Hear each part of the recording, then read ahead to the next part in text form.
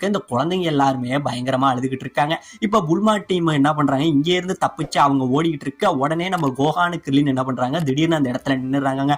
நிக்க உடனே நம்ம புல்மா என்ன சொல்றா, உங்களுக்கு என்னப்பா ஆச்சு, சீக்கிரம் இந்த சான்ஸ் யூஸ் பண்ணி நம்ம தப்பிச்சு போயிடலாம் வாங்கன்னு சொல்லி ஓட போக, அந்த டைம்ல இங்க அந்த குழந்தைங்க மேல வந்து இந்த மேல ஸ்பேஸ்ஷிப்ல இருந்து ஒரு மிகப்பெரிய இரும்பு வெயிட் வந்து விழ வர, அப்படியே பாத்தீங்க அப்படின்னா திடீர்னு இவங்க 2 பேரும் இங்க இருந்து போய் அதை பிடிச்சி அவங்க எல்லாரையும் காப்பாத்திடுறாங்க.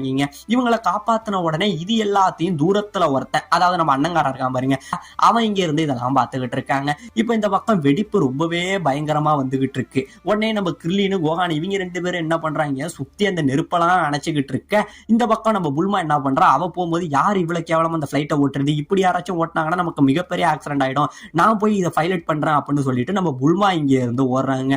நம்ம புல்மாவோட இவன் உள்ள ஒருத்தன் உட்காந்துருப்பான், அதாவது இந்த கன்னத்துல வந்து இந்த பேண்டேஜ் ஓட்டிட்டு இருக்கான் பாருங்க, இவன் தாங்க தம்பிக்காரன். இவன் என்ன பண்றான், நம்ம புல்மா வந்தோடனே இவங்க